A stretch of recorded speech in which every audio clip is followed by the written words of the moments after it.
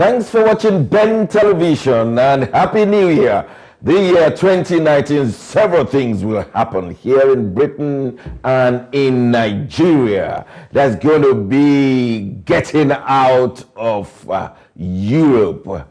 Not one of the two, but you are going to decide that one. And of course, there's going to be a presidential election in Nigeria next month. The way we say it in London is 97 days to go and 44 days to get another president in Nigeria, but could be the same president, but there's going to be a presidential. So we have 2 dates in London, 97-44, 97-44, 97-44. Life is going to change. I have in the studio, my pleasure to welcome our usual researcher, Nat Iyako. Nat, you're welcome to the program. Good morning, my Lord Spiritual. Happy New Year. Happy New Year. Happy New Year to the audience. Happy New Year. Happy New Year. Good to see you. And of course, we are privileged to have the chairman of Yes Electorate Solidarity, own CEO himself, Dr. Ali Soyode. Dr. Soyode, you're welcome to the program. Thank you very much. Happy New Year. Happy New Year. I know you have a lot to tell us. You've traveled all the length and breadth of Nigeria. So we'll be asking you as things go on. But this moment, we want to talk about the expected end of Brexit. If you ask me, are we getting out of the European Union? I will say, I don't know. I think Theresa May will equally say, I don't know. But you can prove me wrong. Nat, let me start with you.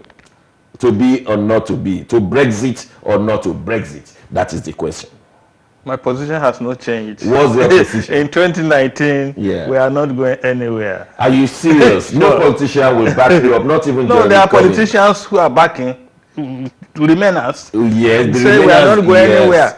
Okay. Yeah. I don't believe so because Okay. democracy is on test. Chair, you think we're going to Brexit or not? Given all the things that are happening around us, are we leaving the European Union, or you think it may not be? Well, the majority of the citizens right now are beginning to understand the whole thing that's taking place. And majority, as of now, really do not want to leave Europe.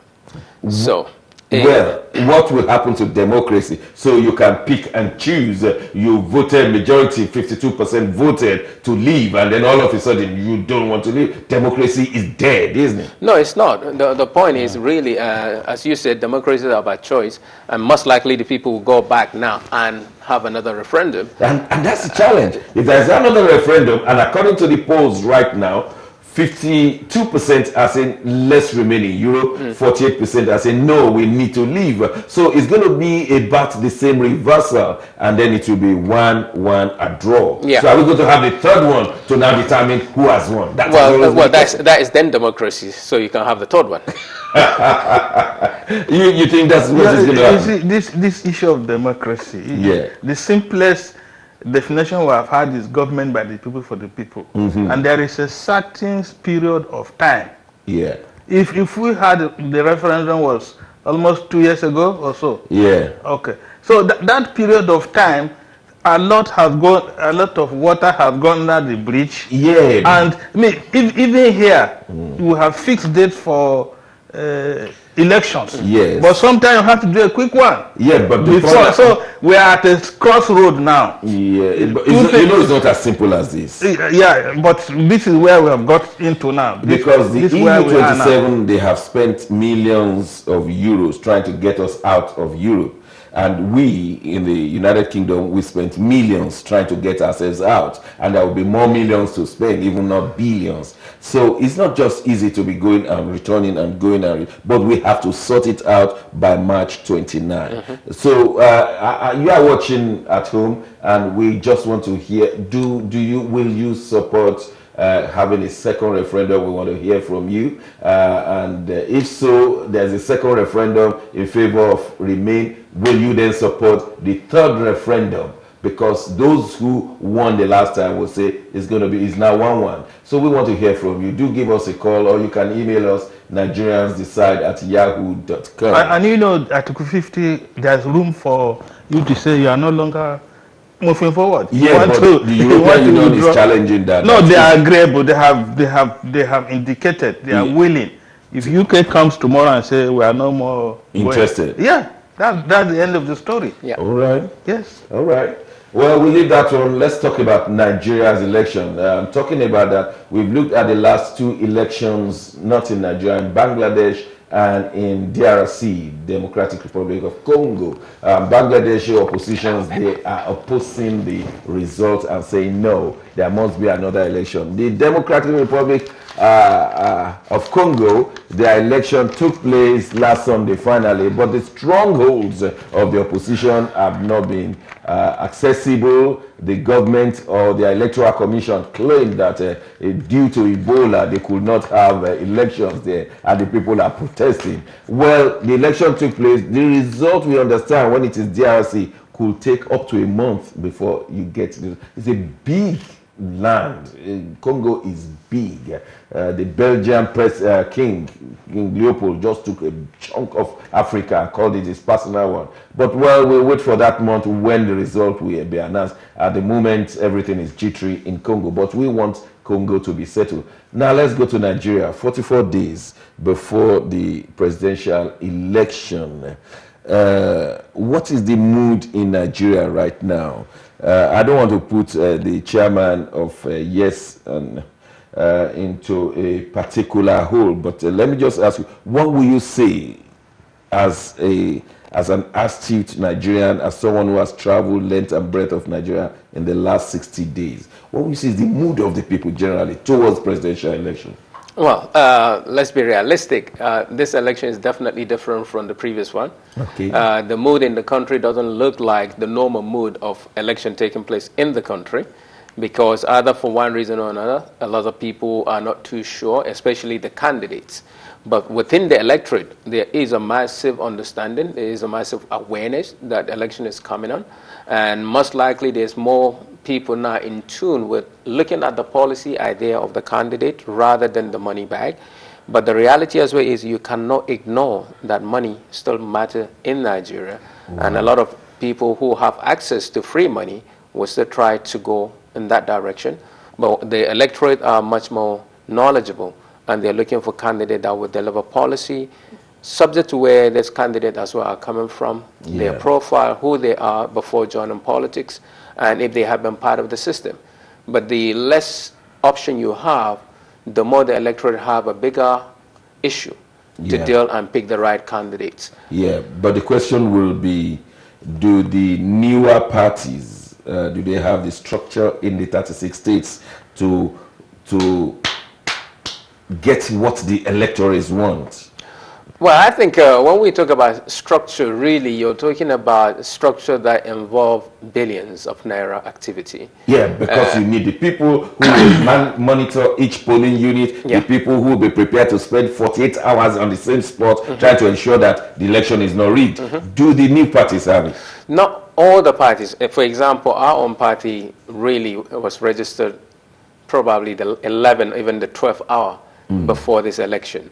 And while we were advocate of a better and a greater country, not necessarily under our own platform, but working with existing credible and potential good leaders within their own political party, allow us to see what is happening. But now actually having a political party fully registered, becoming executive of our own political party, allow us to really know how deep and how rot the system is within existing political parties. So talking about structure, if you have to go that way, already before a political party become really relevant, while for us we're avoiding the money politics, you will be spending almost 200 million naira, doctor, before you can actually have structures across the 36 states of the federation. Indeed, because how much is it to just have an office in a state?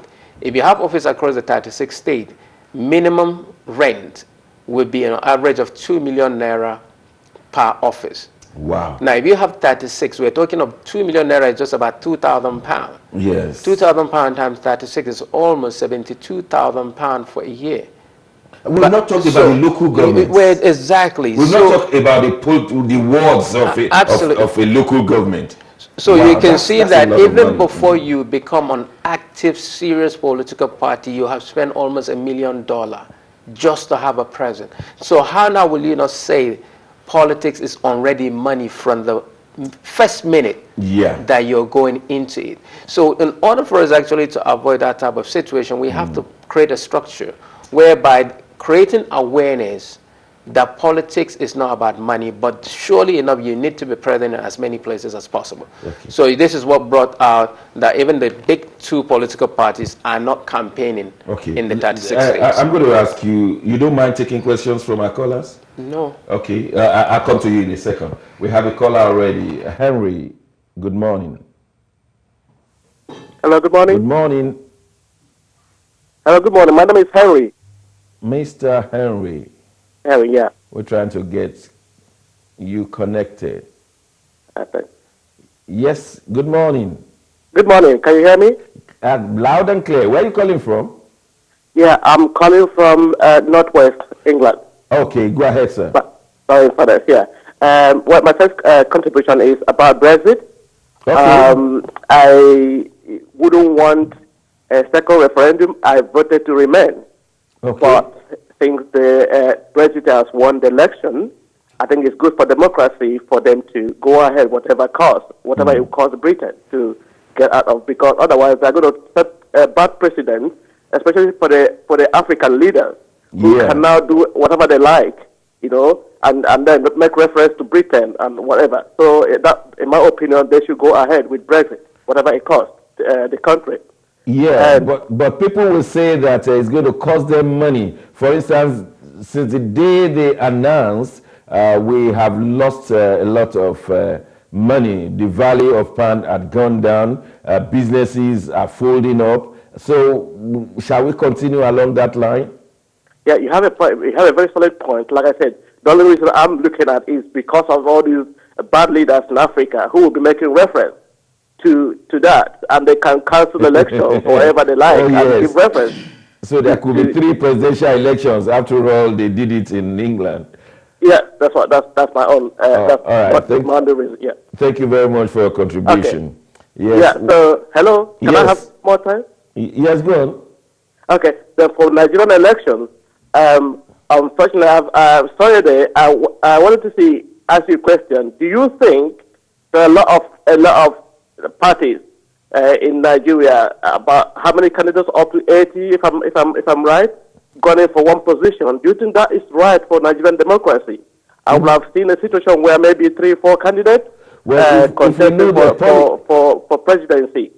If we know their policy, it could be good if we know their policies, and then we could juxtapose their policies with one another and be able to critically examine them and see whether they have enough capacity and capability to execute their policies. Then we'll be in a position to say, yes, it's good for us. But where they don't have policies, but just personalities, then that's a problem. But let me allow Alistair to say something.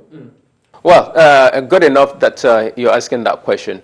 But definitely in terms of democracy, we know that it's all by choice. People have a choice to go to the left or to the right or to stay in center. So I think it's definitely good for the Nigerian democracy. At the end of the day, this so-called 90 political parties, or even if you narrow it down to maybe 40 political parties, they can control individual state.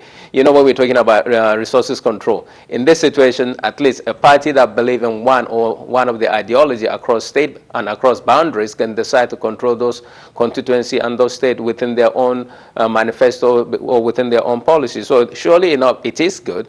At the end of the day, the Nigerian people have a choice, and they can decide if they want to go with either of the candidate or either of the parties. Yeah. Nat, we were discussing the mood in Nigeria, and let's zero into security. With the current security level in Nigeria, are we ready for a tough presidential election, the like which we are imagining may happen? I mean, with the level of security, I don't want to say insecurity. Do you think we are ready for a presidential election? The shortest answer will be no. Why will it a be longer short? one is to explain. Yeah. This is we're almost getting to the 2014-2015 scenario. Yeah. When one or two Nigerians came to Chatham House in London here and said because of the security situation on ground, it will not be advisable. Oh yes, I remember. Yes, I remember. Yeah. Dasuki. Yeah, Dasuki came here. Yes. And if you look at what is really happening as we speak, Borno State, there are 10 local governments effectively under Boko Haram. 10 local governments. Some people will say it is not true, but the emir, I mean, the traditional ruler of Borno, the Sheikh of Borno, the El Kanem of Borno said 10 local government, and they are the people on the grassroots. They are the traditional ruler. They know what is happening, no matter what people will say. And he also said that even when you are in Maiduguri, 10 kilometers out of Maiduguri, it's not safe. Wow. And again, the Zamfara phenomenon is growing worse every other day. And the bandits on the New Year day, 7 people were killed in Plateau State, and that plateau is ongoing. It's almost every day. So some of these are not even reported. Not to talk of the Bruno-Gwari axis. And not to talk of Benue. Will elections take place in those 10 local governments in Borno State? Will elections take place in Plateau when you are not sure? Will anybody go outside the house to go in 2015, what really happened, and Nigeria has not been told, there were only elections in Borno in the local government headquarters. Yes, I'm part of Adamawa State. Let me ask, I'm so glad Dr. Soyode is with us on this program. You were born in the north. You grew up in the north, and you know the anthropology of the north, the thinking and the setting in the north. Why are we having these incessant killings? Why are we so porous? And I'm saying we as a nation, because I'm not particularly happy with the generality of Nigerians. They don't see the killings of people in Borno as their own killings. They don't see the people dying in Zamfara. I mean, we Nigerians should see one Nigerian killed, whether it's from Zamfara or it's from Borno. We should see it as a Nigerian. But the way we take things lightly, and I'm very, very sad this moment. You being someone raised up in that area, what has led to this porosity and these murders at this time? Well, the best way anybody can answer that is to say the breaking down of law and order in the country, completely gone, beyond redemption as of this minute. And that's number one. The obedience of rule in Nigeria needs to be the paramount, because at the end of the day, we know government is supposed to protect people and their properties, lives, regularly. That's why they are there. And somehow now, Nigeria, as you really say it, I've asked people in Nigeria and outside to say, will you say Nigeria is much more better in the 70s, 80s, 90s than today? And the answer, majority, almost everybody say, yes, it is much more better then than today. But now we're moving into technology era, which means really things should have been better rather than going backward. So Nigeria is not moving. We are indeed a fast-growing nation, but not developing nation. We are not really as fast as other places are. So we have to look at the bigger picture that, yes, this is number one. You never used to hear bandit attack people. Bandit is like you're watching, is it a movie or reading a book and they're talking about bandits in Nigeria? How do they come? On camel, on horses, on donkeys, on motorcycles, on motorcycles, and kill people and go away, and you never find them for years? Let me try and conceptualize your answer. We in political science, we know that a government operates mainly on authority, not necessarily force, authority. That is, the president says no killings and everybody says no killing. That is authority. You don't even use any force. That operates a lot in the Western world. They just bring out a law and they say, that's the law, we are going to abide with it. Don't park on double yellow line, and everybody abiding with it. Now, if you now choose to park on double yellow line, somebody will come and tow your car. That's correct. The same thing should be in Nigeria. No killings And if you dare kill, we fish you out and deal with you according to our law. That's the thing, that the law is gone. Yes. So that there comes a place where authority has broken down, like you rightly pointed out. But then the power of the government now sets in. So what is power? Power is the ability of the government to take every terrorist out of the country. That is power. I say no terrorism in this country, and if you do it, we'll get you out and deal with you according to law. But where that is failing, where that has failed for several years, and then you now expect authority to operate, even power has failed us. We cannot use power anymore. I mean, we're talking of naked power, naked force. That is the only way government ensures authority is done. But it appears that the Nigerian government does not know the difference between power and authority. Authority has failed. Power has failed. We are not having power to exercise power on our borders. And I don't know why the government. But let's take calls. Please, you can email nigeriansdecide@yahoo.com and I will read out your thoughts. But we have a caller. Yes, Mr. Daniel, good morning. Hello, good morning, Dr. Johnson. Compliments of the season. Same to you. Where are you calling from? Yeah, I'm calling from London, please. Okay, from London. Go ahead. Yes. I just have just one question for Soyode, the presidential candidate for yes. Yes. I have a question for him, then I have two or three.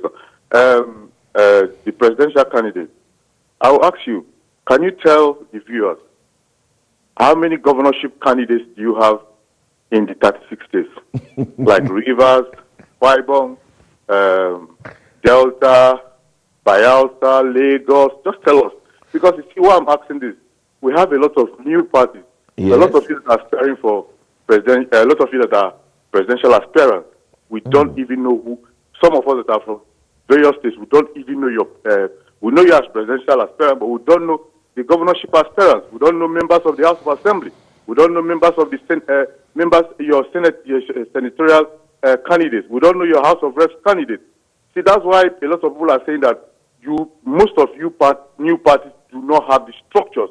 So can you tell us who are your governorship candidates in these various states? Okay, Mr. Daniel, don't go. Do you want to answer that question? Yes, all right, go ahead. Thank you very much, Daniel. Happy New Year to you.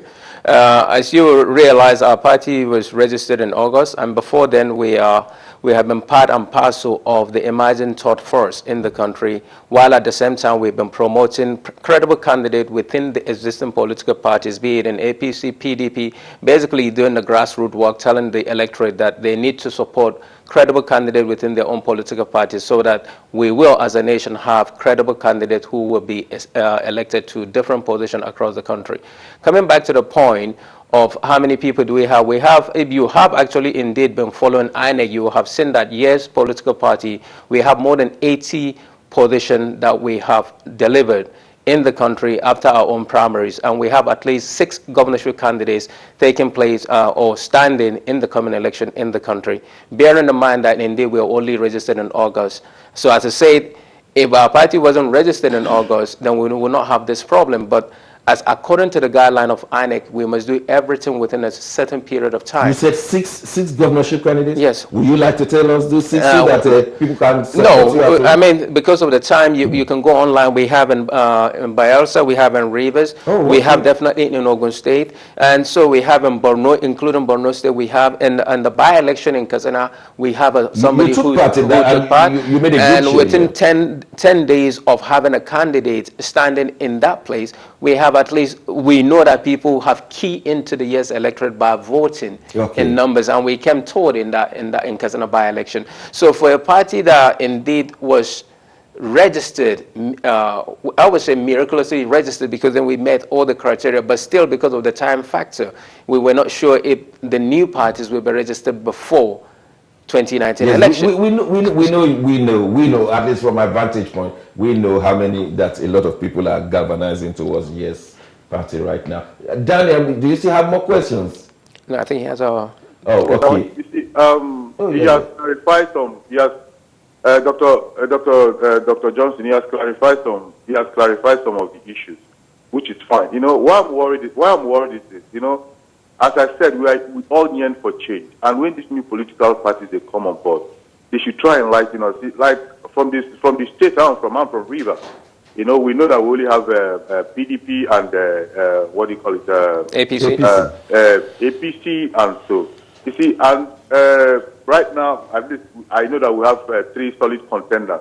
Look, people are yearning for change. We buy into you young ones coming in as presidential aspirant candidates. It's good, but we really want people to go extra miles. It is like some people. Like I watched one program when they challenged Obi that, look, you do not have the structures. You are standing as a presidential candidate. Who are your supporting candidates when it comes to states and members of?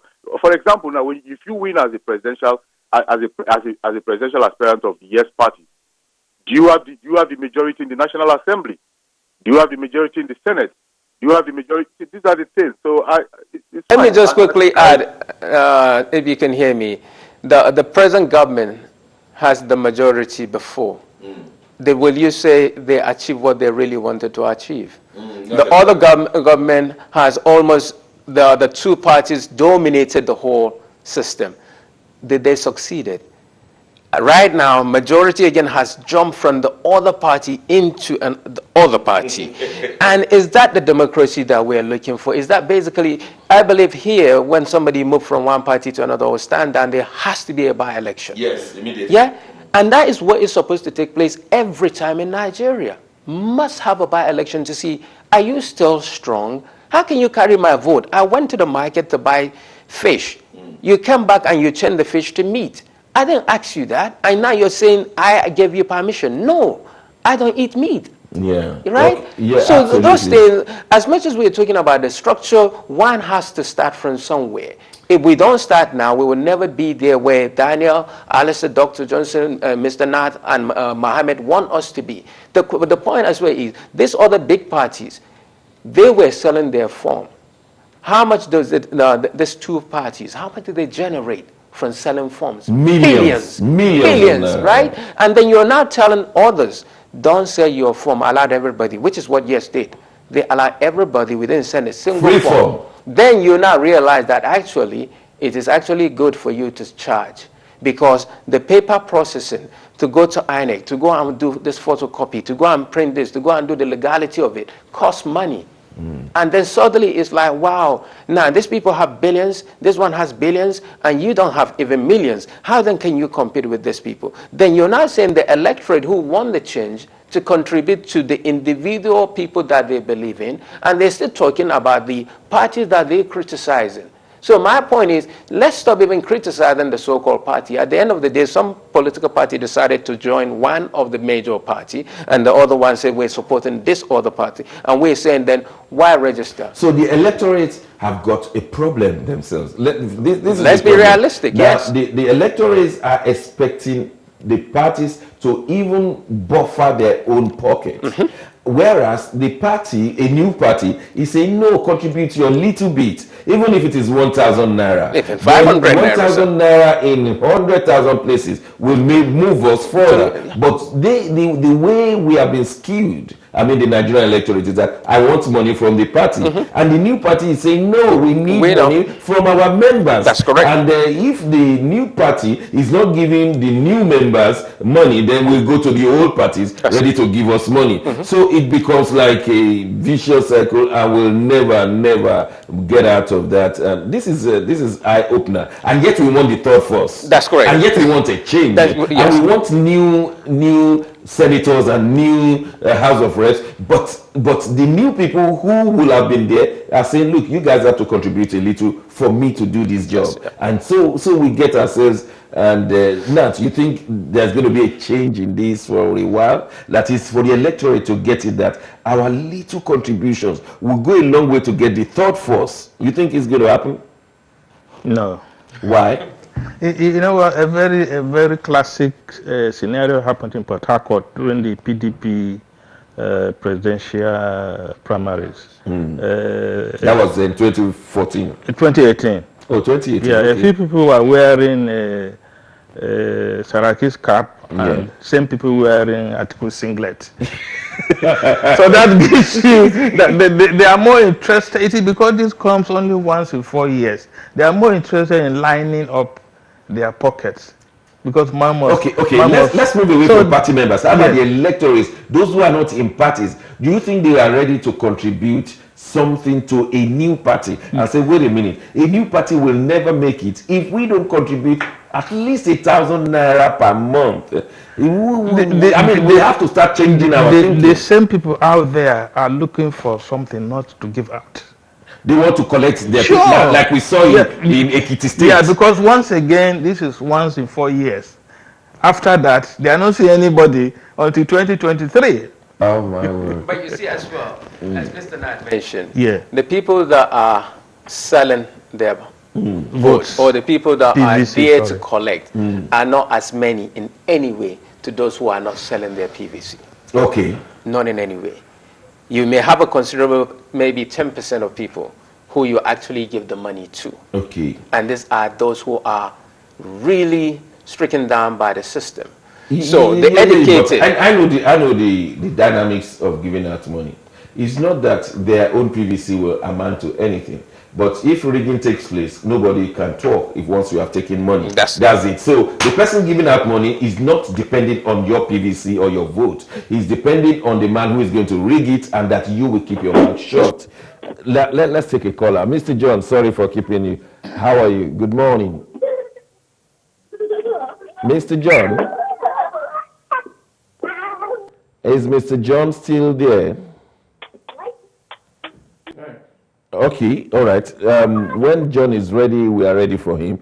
Now, let's think of specific insecurity, because it's very key. Many people were happy, including myself, when President Buhari was elected in 2015. One thing, we were sure that he was going to keep the nation one through security. It degenerated. How did this happen? Well, a lot of things are involved. The dynamics is not as straightforward as we may think, because what we are now hearing, which most people may not have heard or may not believe, Boko Haram is under threat by ISIS. The territory they had 3 years ago, they lost most of it. Okay. And there's an agreement that Boko Haram must get back those territories. For ISIS? Yes. And that's why you see there's a resurgence in the insurgency. Okay. I want to agree with you that on that note. And I was also told, because I was so sad over the weekend, to say, why are we in this position? And I was discussing with some key people in Nigeria, and they told me that what President Buhari's administration has done was to have containment. It was like, look, we cannot defeat Boko Haram, but let us contain Boko Haram within the 10 local governments and within the places. So it's the policy of containment. Every Nigerian is looking for us to get our boundary back. But the present administration is doing a policy of containment. Don't let them go beyond a particular level. How do we reconcile the electorate and the government, the administration, so that the government is performing a containment policy? Just contain them, don't let them get to Maiduguri. But like you said, they're 10 miles away from Maiduguri. So, but then a person like me, a Nigerian like me, and say, it doesn't happen. Look at France. They locked down a whole area for just to get one terrorist. Look at USA. They locked down a whole state to get one terrorist. That is, you don't mess up in our country. But we are doing a policy of containment. After a while, we will lose the whole of Borno state. Will you now support this policy of containment? Well, I don't think, as you said, and as constitutionally dictated, yes, the job of government is to protect properties and life of her within citizens. The boundary of the country. Within the boundary of the country. So there's no second option there to contain, sustain, leave them where they are. Seeing. It should not be. And again, if we have been following the news, it has always been saying they have been defeated. Even some of the advocates in the country are saying this has been defeated. But now again, we are hearing the stories of them controlling some local government in that state. That shouldn't be. We are in the new dispensation. We have entered the new year. We need to do what government needs to do to protect and make sure that no local government, no word is taken by a terrorist organization or a criminal organization. Bandits or no bandit, we are to protect the lives of every single Nigerian. What I'm actually saying in Nigeria as of today is there's no rich man that is happy or safe with his wealth. Yeah. Right? He can't drive his fabulous car. Neither can he sleep without thinking that he needs to lock down the whole place, no matter who he is. So sometimes you might even be surprised to say a poor man is actually much more happier in Nigeria. Apart from, of course, when a poor man sees somebody driving behind them, they'll be thinking of, well, I'm not really a kidnapped icon or personality, but why are they driving behind me? Could it be for another reason? So rich is not comfortable. Poor is more or less marginable, okay, enjoying his life. Have nothing to offer. What is it that we need to do as a country? We have all the resources. I think the government needs to give us some explanation. It appears that the Nigerian government, both at the federal and the state, they have taken their electorate for granted. That is, they don't need explanation.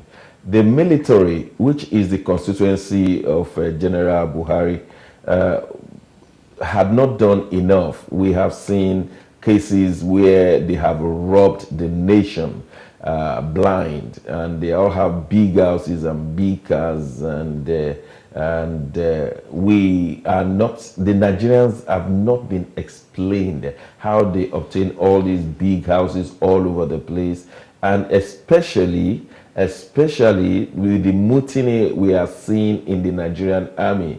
The equipments are not there, and we need explanation. We saw a video that went viral. Policemen dropping their jackets and dropping their batons and their guns and saying they are not going to Borno. The video went viral and said they have not been paid any money, they are dying, and there's nothing cohesive going on, and the government thinks that we don't need any explanation. And that's why do we have a government that thinks everybody is stupid in Nigeria, or that everybody doesn't need an explanation? And we have been told things, I mean, things have flown through the social media in the last 72 hours that Alex Bardi and the other general, they were killed because of things that will be exposed. We need answers from the government. We need explanations. We are being told from, and nobody has even opposed it, that look, this Alex Bardi of a man who was to start his defense in this January was killed because he was ready to expose. He was being charged for 3.9 billion naira. But he has not been convicted, and he said, and according to the Punch, that he went to Aisha Buhari to look for help, and went to Kiari for help, and he said, well, I'm going to spill the beans, and now he was suddenly murdered among 3 people in the car. And then, so all of this, the government needs to come with explanation so that we know that government has no hand in it. But then, why is the Nigerian government taking us for a ride? You see, our experience in the past is that government was not accountable to anybody. This is the way they have behaved in the past. I mean, since 1960. They are not accountable to anybody, and nobody asks questions. It's just now people are beginning to ask questions. Yeah. But how many people are asking questions? And so we have a government that has that mentality. You know, and most of the times what they are telling you is half bottle empty, half full. So you don't know exactly where is the truth. I think the government has been able to merge the intellectual class plus the I don't want to call them non-intellectual, that the intellectual class will not ask questions because they want some trickle down. And so if you ask any question in Nigeria, it won't trickle down. The money will not trickle down to you. So you better keep your mouth shut. And if you want some money, so the intellectual class now keeps quiet. When I was executive member of Academic Staff Union of Universities, we did not fight for salary. We were asking governments to do the right thing. I mean, Ataru Jega was the president then, and I was in the national executive.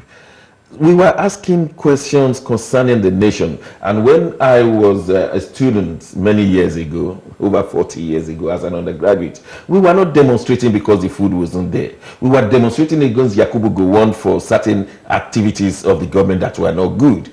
Now, these days, people just fight for salaries and salaries and salaries and salaries alone. Nobody is asking questions about how the nation is being governed. And the earlier we go to that, I think the better. Before I take Mr. Daniel, just hold on, Mr. Daniel. I think somebody has written and wants answers from you. Maybe we can start asking questions and getting answers from the chairman of Yes Party. By the way, if you don't know the meaning of yes, it is Yes Electoral Solidarity. This email is from Henry Nwogugu. Sorry if I don't pronounce your surname right. Sorry, Dr. Soyode, for putting you on the spot. Do we as Nigeria have a workable system, workable constitution, law enforcement, judiciary to ensure security of lives and properties in the country? If your answer is no, why and how will you do things differently and what needs to change? Thank you, Chukwudi. Thank you, Mr. Chukwudi. Yes. Okay, but thank you very much. Happy New Year, Chukwudi. My answer is not no, so my answer is yes. So okay. My answer is yes. Now we do have. Then why don't we have security then? Then it's down to the leaders, down to the disobedience and rule of law.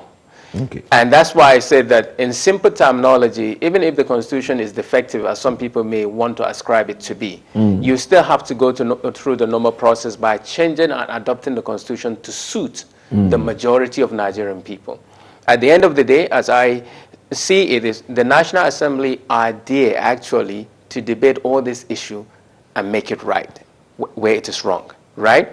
The president's job as a guideline from the Constitution is to appoint ministers, appoint the DGs of all the parastatals, welcome ambassadors, present the budget at the end of the year to the National Assembly and make sure that they do their job. That is what the role and duty of a president of the Federal Republic, according to the Nigerian Constitution, says.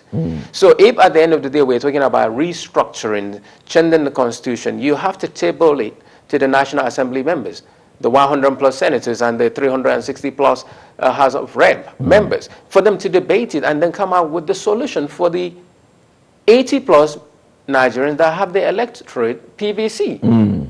So for me, really, when any candidate comes out, they say, oh yes, I'm going to restructure Nigeria. Is it by authority or is it by democracy, whereby everybody will sit down and agree that that is the way to go about it? Okay, let me take a caller. Yes, hello, Daniel. Hello, Dr. Johnson. Sorry, I have to call back. Okay, yeah, go on. Okay, you see, I just want to make this little contribution. You see, about the policies of most of these political parties and their campaign strategy. Yeah. You see, this very APC government, one of their cardinal campaign point was corruption. I was listening to a minister who served under Shagari, you know, during this past, that Shagari passed also. The guy said something. So what's his name? A minister under Shagari, you know, he was paying tribute to Shagari. Okay. And he said something, and that thing caught my attention. He said, look, Shagari government was taken up by Buhari in the mantle of corruption. He said something. He said, look, in 1966, the then head of state was taken up by, he was overthrown under the basis of corruption. In 1975, Gowon was overthrown in the basis of corruption. In 1983,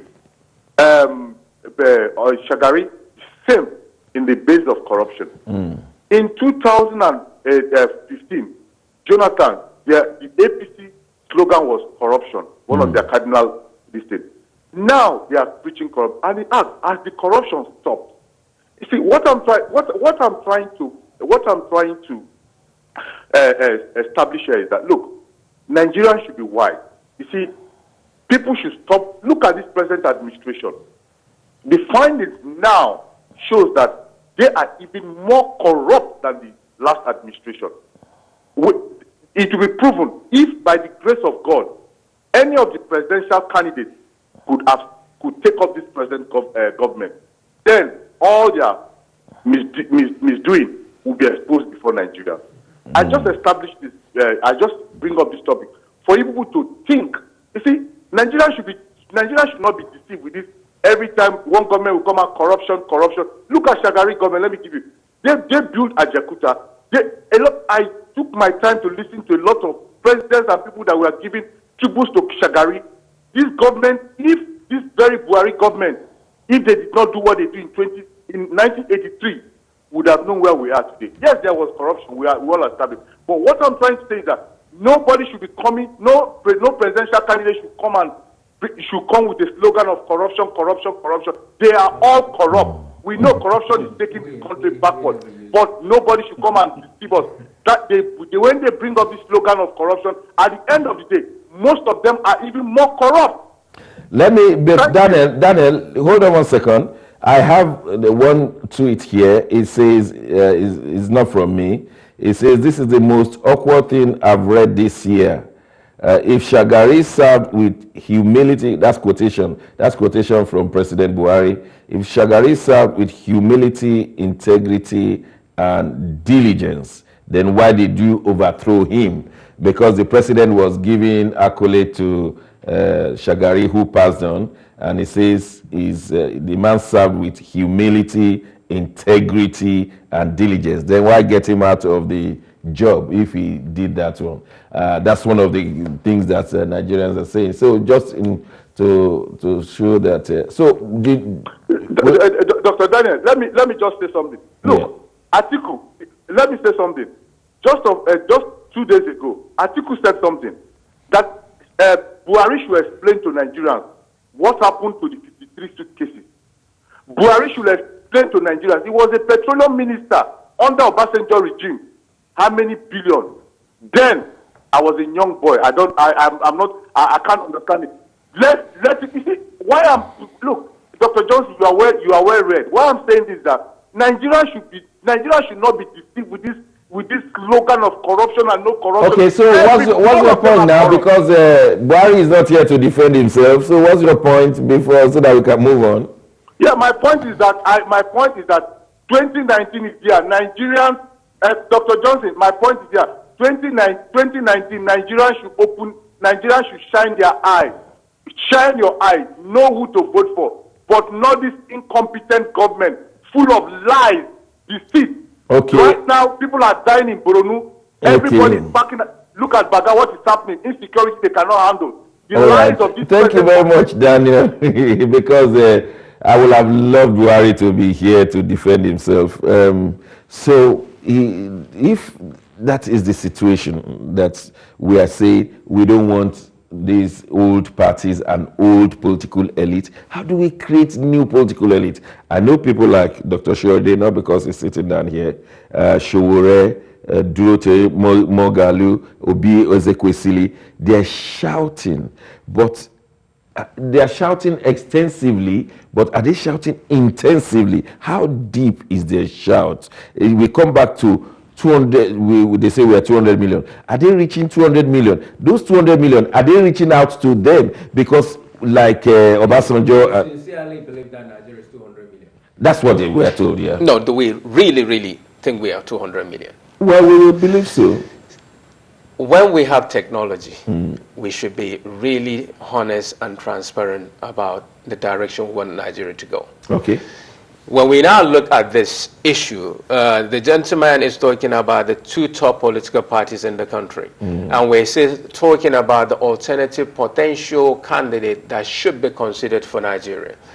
The unconstitutional constitution of the Federal Republic of Nigeria, which zone some leadership to a different angle.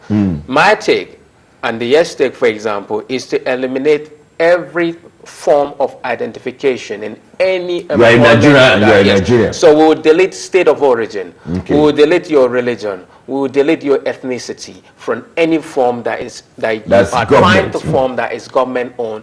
We shouldn't go into that direction. One Nigeria is a Nigerian, simple and short. Now, when we now talk about the recycling, right now, Doctor, there is no need to continue to blame the old politician anymore for the problem in Nigeria. New ones, I imagine. Right? There are new ones.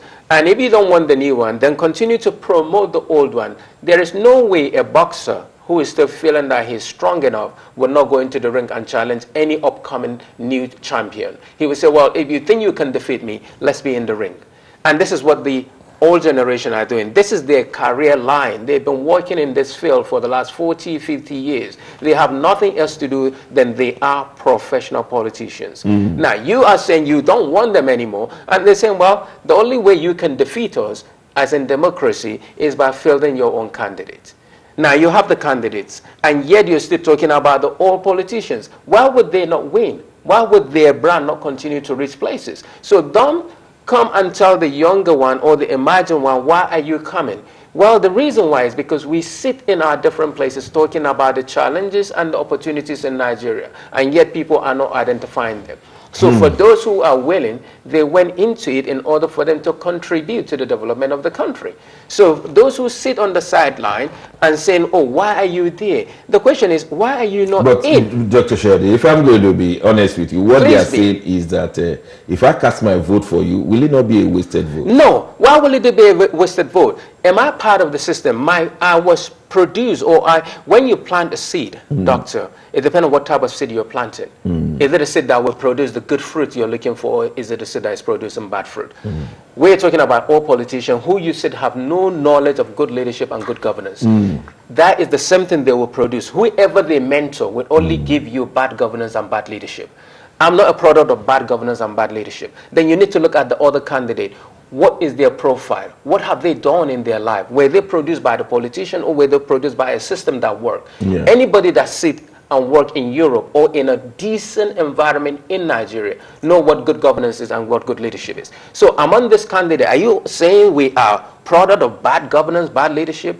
For us, we came into Europe, set up a market whereby we open doors for all the emerging media platform within the ethnic and the black community. And it has That's been what fruitful. we have been doing. So the other candidates, some of them are economists, some of them are top bankers, some of them are top media personalities who have done something around the world and are yet going back. So we are not products of a bad defective system. Then why are your arguments are by 100%, but then why are you not penetrating the nooks and corners and a majority of the Nigerians? Why are they not getting it, what you have just said? The question is, as you will agree, sir, if the system has been on for the last 20 years by the same people, it would take a miracle. It would take persistence, hard working, determination to be able to convince people and a bit to of money. move away from that norm.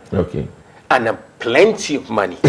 But you may use little money to strategize to get your message across. Let me get a caller.